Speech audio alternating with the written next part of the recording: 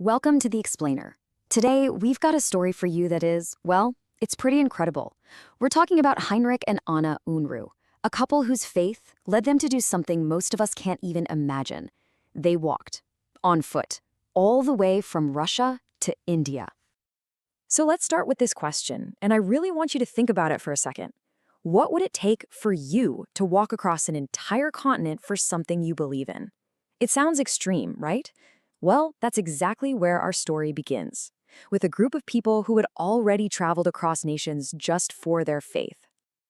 All right, let's set the scene. We're going back to the late 1800s to the Mennonite communities down in southern Russia. So you might be asking, who exactly were these Mennonites? Well, they were a Christian group with a core belief that really set them apart: adult baptism. They believed that faith had to be a conscious choice, something you commit to as an adult. Now, that might not sound too controversial to us today, but back then, it led to some serious persecution all across Europe. So many of them fled and found a safe haven in Russia. And it was right here in one of these deeply faithful and often very poor communities that Heinrich Unruh was born, way back in 1865. And life wasn't easy for him, not at all. His father died young, and Heinrich, being the eldest of 10 kids, well, he had to grow up fast. He took on a ton of responsibility, his whole character basically forged by hard, grueling work out in the forests. And he lived by this simple but really powerful code: speak the truth, work hard. That was it. So a couple of things happened that really set him on his life's path. First, he had this big spiritual awakening at a revival meeting. Then, not long after, he got so sick he almost died. And surviving that, it just solidified his commitment. He became convinced that if he was going to truly serve, he needed knowledge. So he packed his bags and went all the way to Hamburg, Germany to study theology. And get this, he ended up mastering German, Russian, and English. Pretty impressive. Okay, so it's in Germany that he meets Anna. She's a nursing student, and she shares that same deep faith, that same vision for serving others. They were a perfect match. And together they made a decision that, honestly, is almost impossible to wrap your head around today. They started hearing these reports from missionaries way over in the Nalgonda region of India. And for them, it wasn't just a story. It was a call, a powerful one. They became convinced that they were needed in this place, a place thousands and thousands of miles from everything they knew. Okay, just look at that number, 3. 3 years, because that's how long it took them to get there. And they didn't take a boat or a train, they walked with their baby daughter all the way from Russia through what's now Afghanistan and up and over the Hindu Kush mountains. Let that sink in. A 3-year walk. So after that incredible journey, they finally arrive. You'd think the hardest part was over, right? But now they faced a totally new challenge. It wasn't about the weather or the terrain anymore. It was about connecting with the actual people they had traveled all that way to serve. And Heinrich's approach was just all in. He dove head first into the local culture, and the first thing he did was learn the language, Telugu.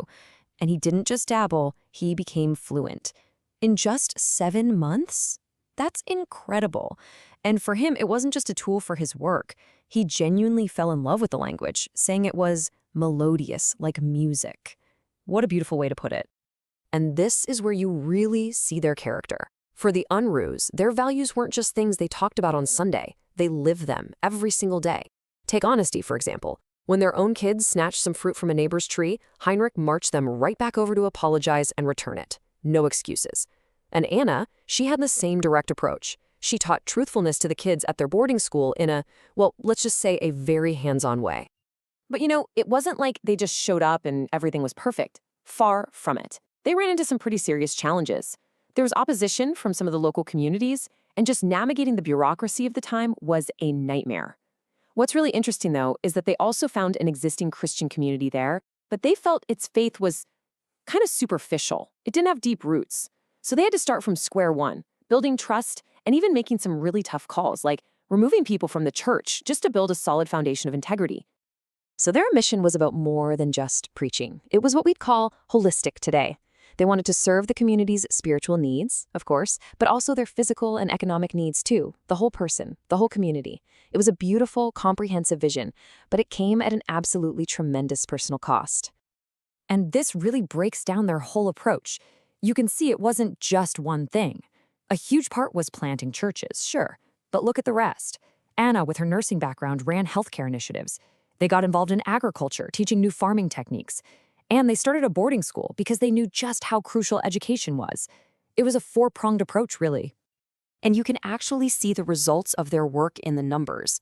We're talking about a region with 300,000 people, and in that area, they founded 8 churches. Heinrich personally farmed 35 acres, bringing over tools from Russia to show people new ways to farm. For 5 straight, intense years, Nolagonda wasn't just a place they lived. It was their entire world. But alongside all this service, there was just unimaginable loss. The baby girl they carried on that 3-year walk, she died shortly after they arrived in India. And then came 1914, just a single brutal year. World War I breaks out, and they lose their 2 oldest sons in the conflict. And as if that wasn't enough, in that very same year, Heinrich himself gets sick, really sick. He'd just been to a conference, and he came back with typhoid fever. It was sudden. He passed away. His last words reportedly were, "When I am lifted up, I will be glorified." And just like that, he was gone, leaving Anna alone in India and 7 months pregnant.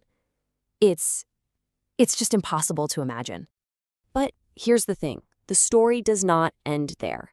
Heinrich was gone, but the legacy he and Anna built, that was just getting started. Their family's commitment to service would literally echo for generations.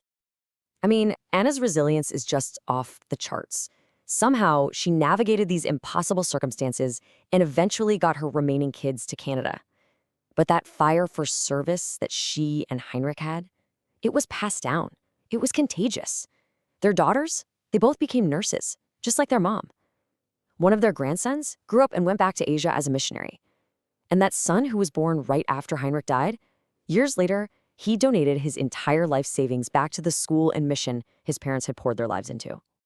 So here we are, over 110 years later, and their story, that incredible walk, the immense sacrifice, that just unwavering dedication, it's still remembered. It still inspires people today.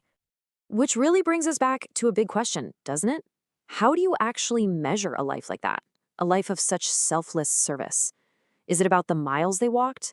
The number of churches they built? Or maybe the truest measure is something else. Maybe it's found in the generations that followed, and the lives that were changed, and in the spirit of service that continues to be passed on even to this day.